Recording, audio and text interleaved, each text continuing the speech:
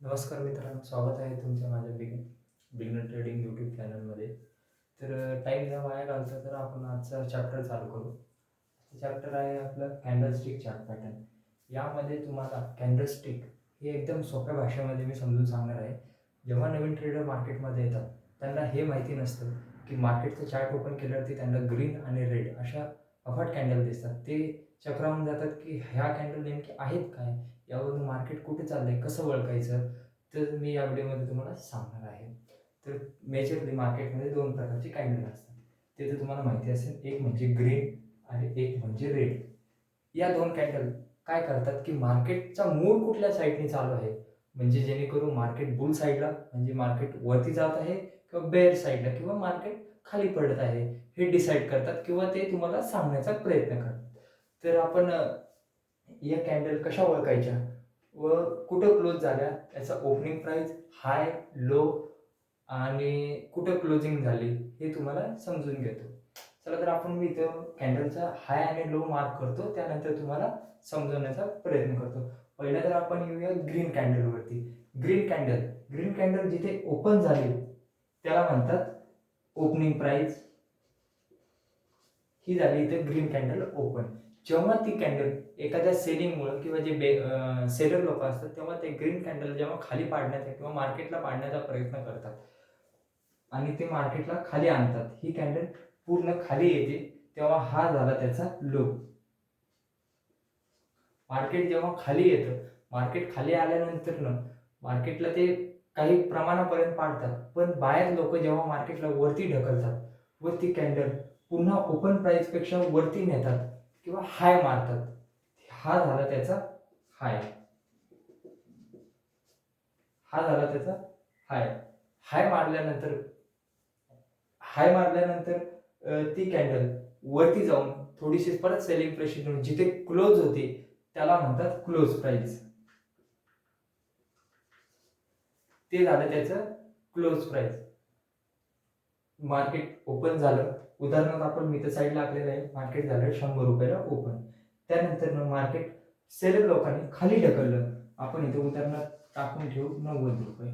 Seller लोकांनी मार्केटला 90 रुपयापर्यंत खाली ढकललं, पण बाहेर लोक ऍक्टिव्हेट असल्यामुळे ती कॅन्डल खाली सस्टेन करू शकली नाही व ती कॅन्डल वरती जाऊन क्लोज झाली किंवा त्याचा पहिला कॅन्डलने हाय मारला, तर हा झाला त्याचा हाय. आणि ती मार्केट त्यानंतर किंवा मल्टिपल किंवा 5 मिनिट, 10 मिनिटं, 1 मिनिटाच्या किंवा 3 मिनिटाच्या टाइम फ्रेमवरती जिथे ती कॅन्डल क्लोज झाली त्याला हा म्हणतात क्लोज. हा झाला ग्रीन कॅन्डलचा. जेव्हा मार्केटमध्ये बुल रन असतो, बुल रन किंवा जेव्हा बाईंग होती, मार्केट ती कॅन्डल ओपन झाल्यापासून लो मारून हायकडे क्लोज होती, त्याला ग्रीन कॅन्डल किंवा बुल कॅन्डल किंवा मार्केटचं जे काय असेल ते तुम्हाला मार्केटचं जे करंट मूड असेल ग्रीनकडे चाललंय तर मार्केट बुलिश आहे. आणि दुसरी कॅन्डल म्हणजे रेड कॅन्डल.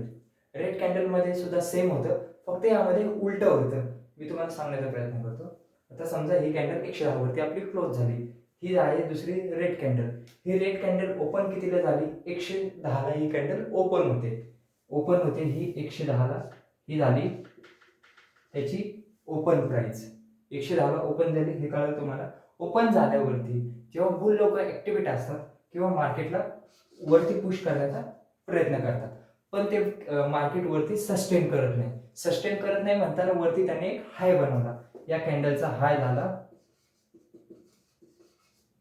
हा झाला या कॅन्डलचा हाय. त्यानंतर ही कॅन्डल जिथे ओपन झाली होती, हा झाला ओपन.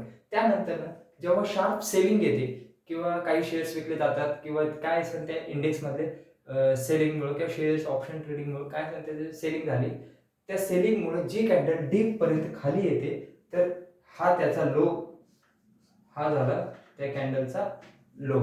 हा लो मारल्यानंतर खाली थोडीशी प्रॉफिट बुकिंग घेऊन ही कॅन्डल जिथे क्लोज होते त्याला म्हणतात क्लोज. हा झाला त्या कॅन्डलचा क्लोज. म्हणजे जेणेकरून ही कॅन्डल ओपन झाली 110 रुपयाला, त्या कॅन्डलने हाय मारला, समजा आपण इथे 115 रुपये करू.